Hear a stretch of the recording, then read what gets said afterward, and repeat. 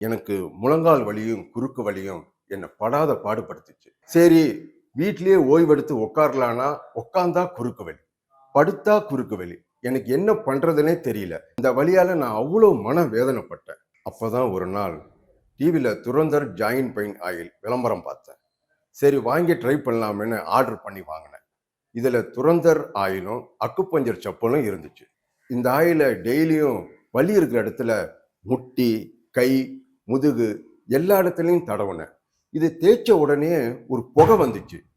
தேய்ச்சு கொஞ்ச நேரத்துல எனக்கு இருக்கிற வலி பறந்து போச்சு. இது கூடவே அக்குப்பஞ்சர் செப்பல் கொடுத்தாங்க சொன்னேன். அதை போட்டு ஒரு 10 நிமிஷம் நடந்தேன். அந்த அக்குப்பஞ்சர் செப்பல்ல இருக்கிற பட்டன் பிரஷர் மூலமா என் காலு வலி, மூட்டு வலி, என்ன குறுக்கு வலி இதெல்லாம் இருந்த இடம் தெரியாம போச்சு.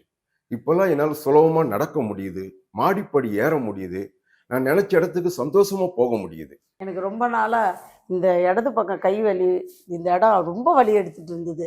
நான் இந்த துரந்தர் ஆயிலை யூஸ் பண்ணேன்.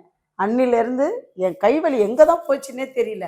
நாங்கள் 2 பேரும் ரொம்ப ஆரோக்கியமாக இப்போ சந்தோஷமா இருக்கிறோம். இளமையா இருக்கும்போது நிறைய இடத்துல ஓடி ஆடி விளையாடி இருக்கோம், உழைச்சிருக்கோம், 4 இடத்துக்கு போயிட்டு வந்திருக்கோம். ஆனா காலப்போக்கில் நமக்கு முதுமை வரும்போது எந்த இடத்துக்கு நம்ம சந்தோஷமா போனோமோ, எந்த இடத்துல நம்ம விளையாடணுமோ சந்தோஷமா, அதே இடத்துக்கு போறதுக்கு ஒரு துணை தேவைப்படுது. இதுக்கெல்லாம் காரணம் என்ன? மூட்டு வலி, முதுகு வலி, எலும்பு தேய்மானம். அதுக்காக நாம நிறைய மாத்திரை மருந்தெல்லாம் சாப்பிட்றோம். தீர்வு கிடைக்குதா? இல்ல, ரொம்ப கம்மி தான். மாறா அந்த மாத்திரை மருந்துனால நமக்கு பாதிப்பு தான் அதிகம். சரி, இதுக்கு என்னதான் தீர்வு? அதை சொல்லதானே நான் வந்திருக்கேன். Durandhar joint pain oil. Durandhar joint pain oil plus acupuncture chappal.